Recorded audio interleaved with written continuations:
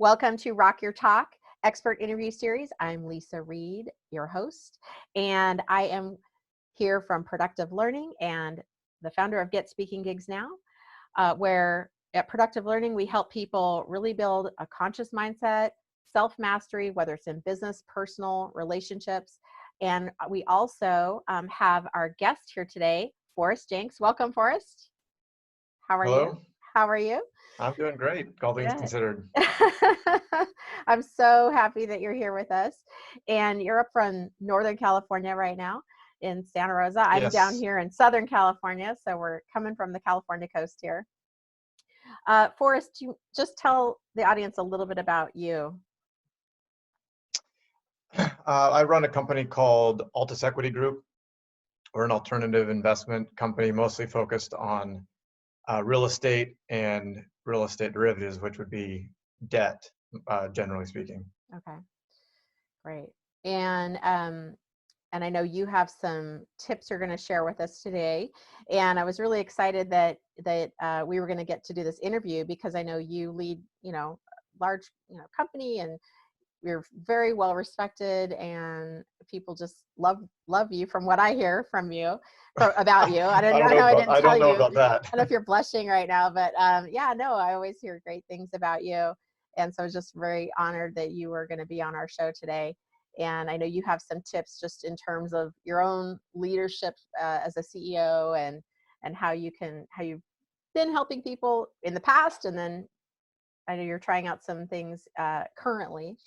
So do you mind sharing your one of your tips with us, or a few of your tips with us today? Well, our company, a previous iteration of our company went through 2008, 2007, and in the real estate world, that was just absolute death. And a lot of lessons that were learned during that time, I think, are coming in useful now. And one of the most important ones that I learned was that communication is so key. People really, I think, feel better knowing bad news than not knowing any news. And in terms of how we're dealing with everything inside our own company, I mean, we're in another really difficult situation in the real estate world. And that's impacting our company's viability to a certain degree as well. So within the company, we've just really tried to focus on communicating. Formally, we have more team meetings than we would have. Informally, just trying to check in with people. I mean, we're spread out all over the country, and I haven't seen anybody from inside the company for, face to face for who knows how long now. But we have been doing a good job of just making sure we're all talking and communicating, and it doesn't all have to be about work either. It's just, making sure someone's dog's doing okay, or whatever the case is, to let them know that they're important. Yeah, go ahead. I was going to say, but with that also comes the need to be honest and authentic, which was my second point. But go ahead. I'll. Oh no, I wanted to reiterate. I liked what you said about communicating, even if it's the bad news, better than no news. And I think that if we don't know what's going on and we have this like blank line, like this blank spot that we're trying to fill in, then oftentimes people will go put the worst case scenario in there, and then which is way worse than the bad news that you thought that you were going to tell them. And so then when they hear the bad news, like, okay, well, I can like deal with that. Like I can manage that and I can work through that. But that wondering, the what if, can be more damaging in a way for some folks. So I can appreciate that. Yeah, totally agree. Yeah, even though it's not the best news, it's okay. And then so you were going to say your second tip was what? Yeah, my second tip was that it's really important to be honest and authentic in that communication. Like, we could be having 5 meetings a day and talking about nothing, or telling everyone that things are going great and there's nothing to be concerned about, but that's not a long-term strategy at all. I don't think that doesn't build trust in the company. We've tried to be very open, like, hey, here's the situation. This is where our vulnerabilities are as a company. By the way, when I'm communicating personally, this is where my own fears are, so that if I react or respond a certain way, it's because I have this this fear that I'm dealing with. Um, and I think showing up vulnerability, one, shows courage. And when people see courage, then they're more likely to also be courageous. Um, but also it builds a relationship among the team when they know that, they're not the only ones that are scared. If someone feels scared and they think no one else is scared, they're more likely to be self-judgmental. Mhm. But if we can all be there like, hey, this is scary. Yeah. We're all in this together, but we're going to do it as a team, and we're going to still treat people the right way. We're going to do all these things, even if we are scared. It just has, I think, a better outcome. Agreed. And I think also that kind of level of trust and inclusion can also breed more creativity and innovation, right? Because if they know that, okay, here's some of the challenges, then maybe one of the employees has a really brilliant idea, or it's like, okay, here's our challenge, what can I do? And they might think differently because of the situation. It prompts a new idea that could be really helpful, versus if they thought, oh, everything's just fine, I'm just going to keep doing what I normally do, and not that wouldn't necessarily breed that new way of thinking, which is really powerful right now, like to be in that spot of like, okay, I've never been in this situation before. uh, what else is possible? We can't do what we did. It wasn't working. Is what we did in the past isn't going to work right now. So now we need to put our thinking caps on and really get creative and collaborate. So I think what you're saying, it really helps to breed that creativity and collaboration from what you're saying. Well, and to your point, everything is new. I mean, we've Yeah. never all had to be stuck at home for 6 weeks so Right. far before.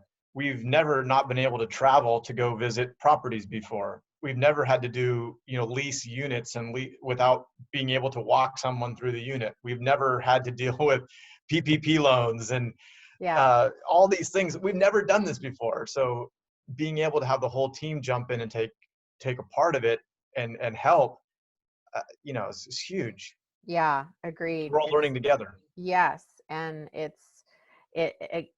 yeah, we are. And it sounds like you're being really intentional about how you want to move through this.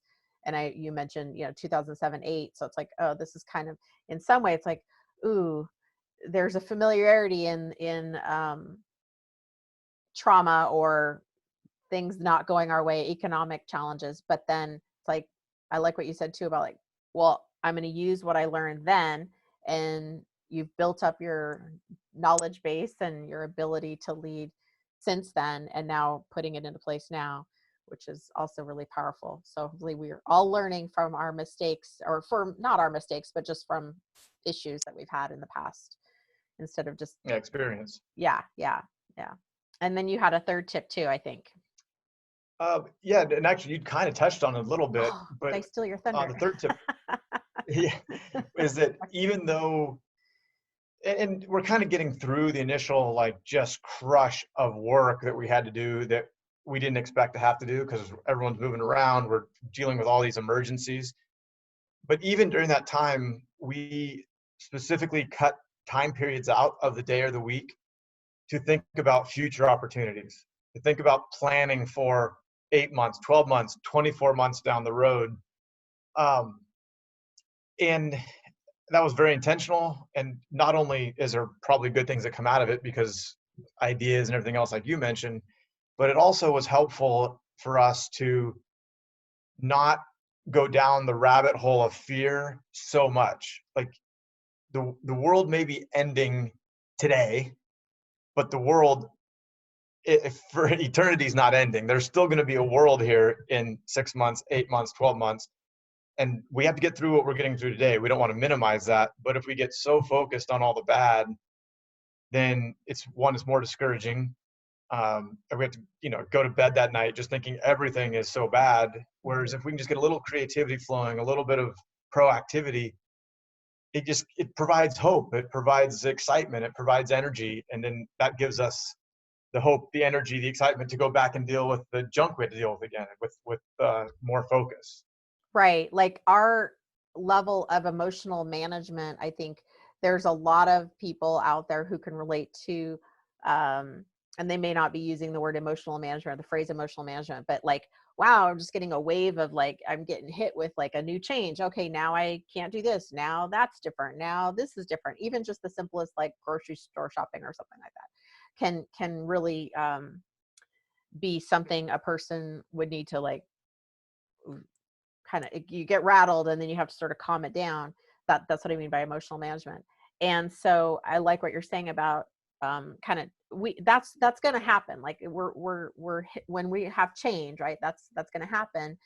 But the quicker that you can, get back on like, okay, how do I want to be intentional? How can I use this? What meaning can I put to this that makes my experience better, or however that is. I think from what you're saying, that a lot of positives could come from it if we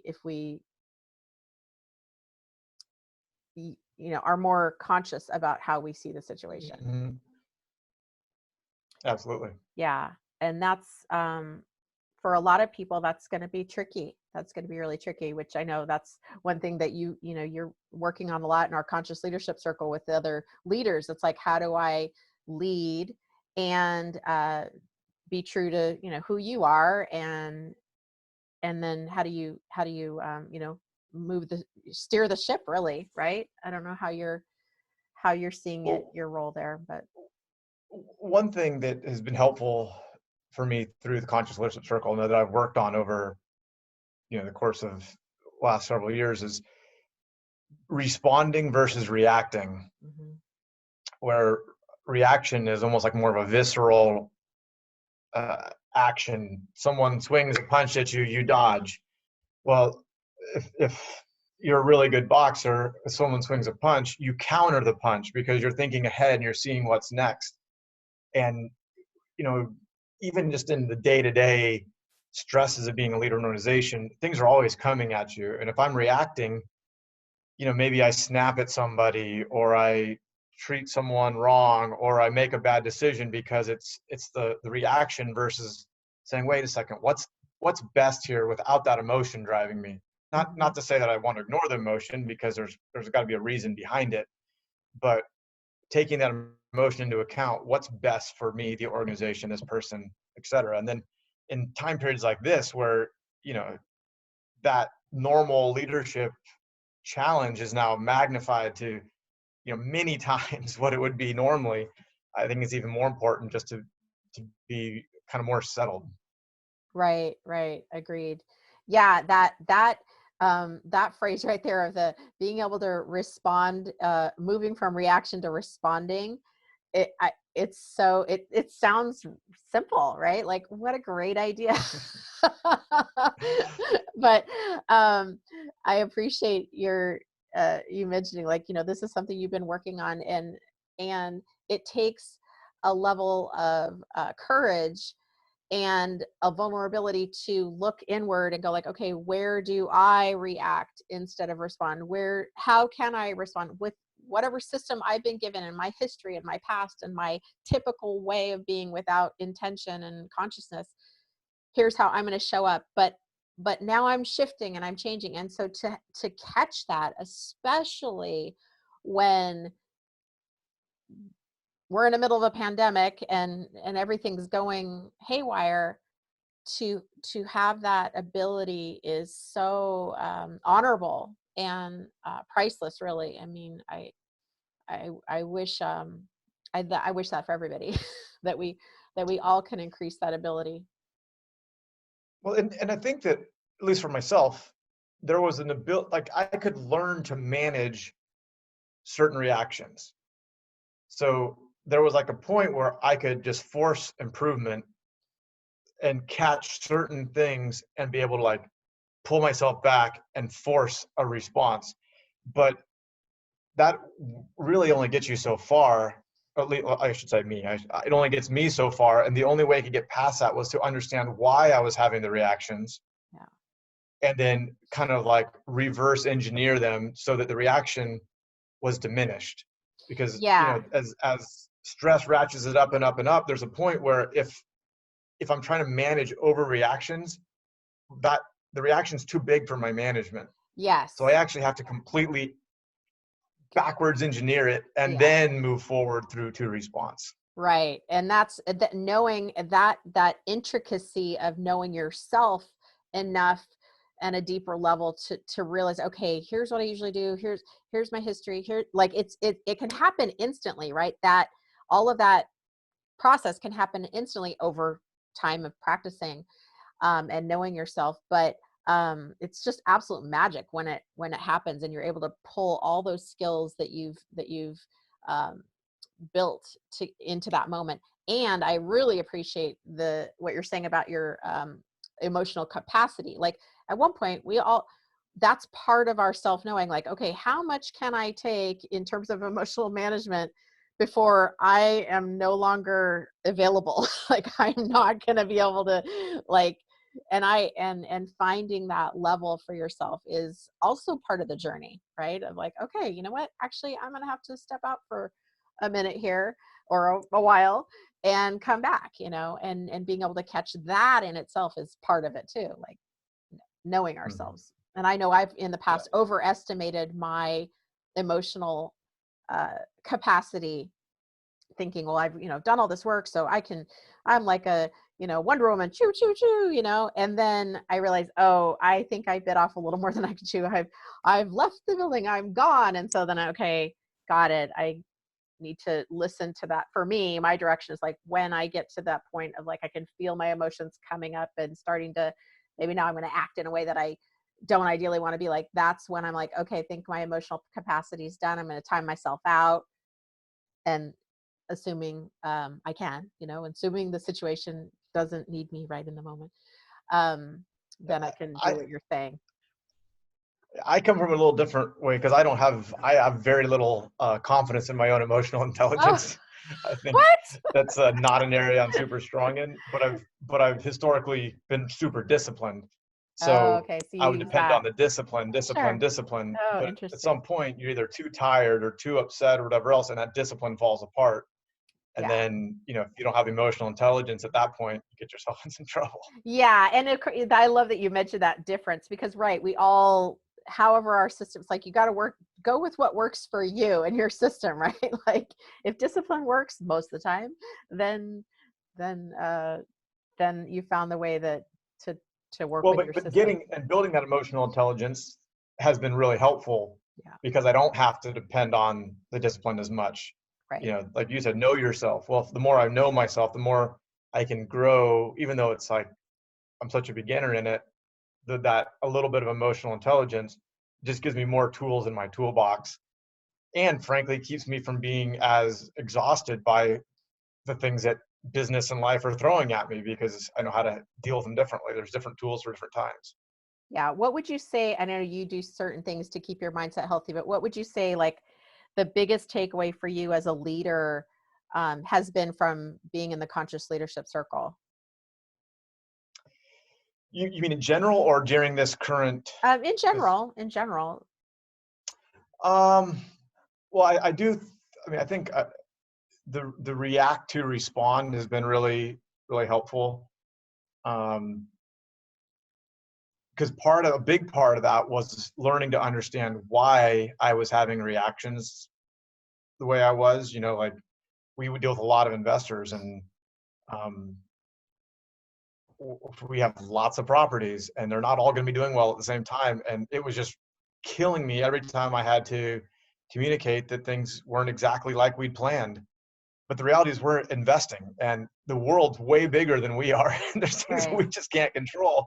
And I was taking this, like, basically saying that it's all my fault Yeah. and being able to get through that and understand why I was having some of this like stress and fear and different things because I was trying to put all this stuff on my shoulders when really there's nothing I can control at all. And then going back and understanding why I was trying to put it on my shoulders so Hmm. that, especially right now when things aren't going as well as they were 6 weeks ago. I mean, like Right. 6 weeks ago, things were going really, really well. And now they're not. In 2008, emotionally and mentally, psychologically, I got hit really, really hard. Yeah.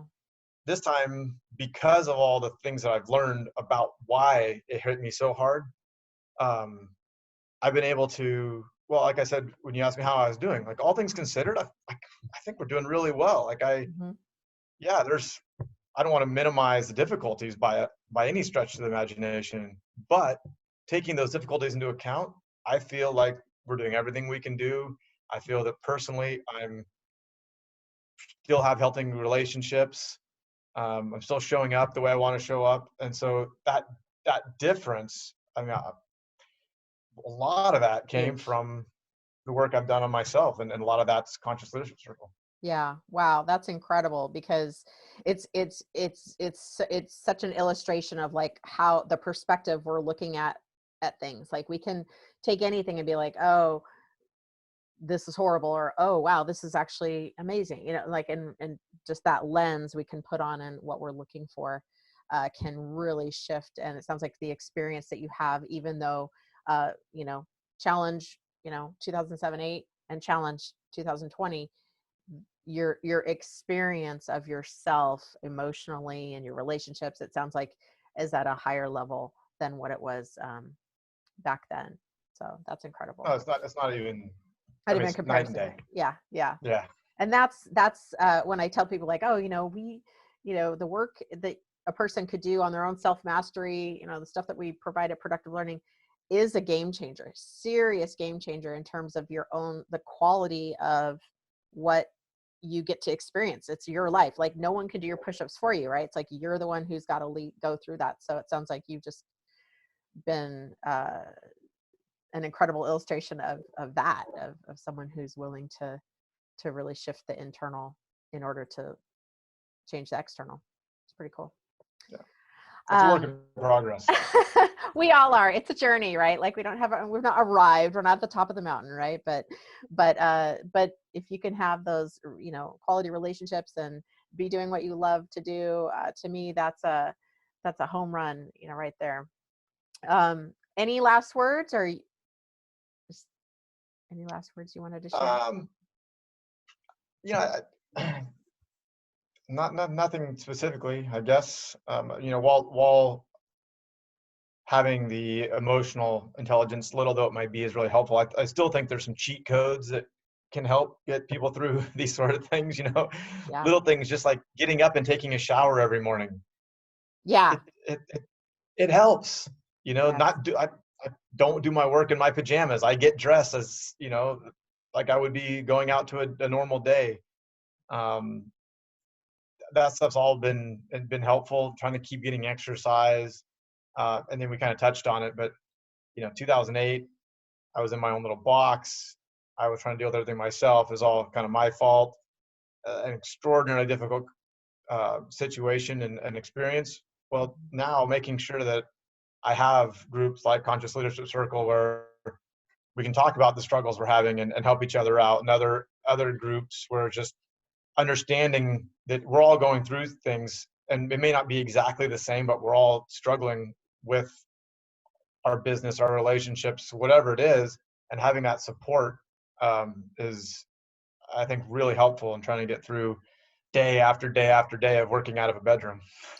Right. Yeah. Very good point for all of us out there. And yeah, me too. Like I thought I wouldn't get dressed up, but luckily this show has helped me do do that. It's like, oh, makeup's got to be on, jewelry, and business attire, and it's kind of cool. Like I'm not wearing shoes. I'll be honest, I'm not wearing shoes, but I'm wearing. I'm not either. But I'm wearing a professional outfit and jewelry and makeup. So, which like I would do on any other day.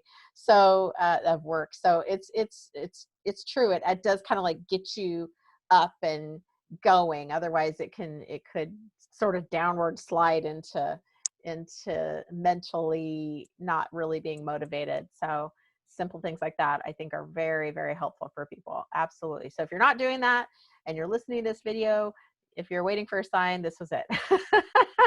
Yeah, and take action. If you take action, yeah, your whole body, your whole being, it can reacts. change physiologically, right? Like actually, like moving and I love that. Yeah. Oh my gosh. Well, thank you so much for being on our show today. I think what you shared, a lot of people are going to be able to relate to, especially like from a CEO perspective, and, you know, people who are leading their own businesses, even if you had just one employee that you were leading, or even if you're just leading yourself as your own employee. I think any of these tips are going to be really, really helpful for business owners. So thank you, Forrest, for sharing with us. You bet. And like I said, I'm Leisa Reid from Rock Your Talk. And my recommendation is that you do something good for yourself and for somebody else. All right. Absolutely. Bye. Thank you.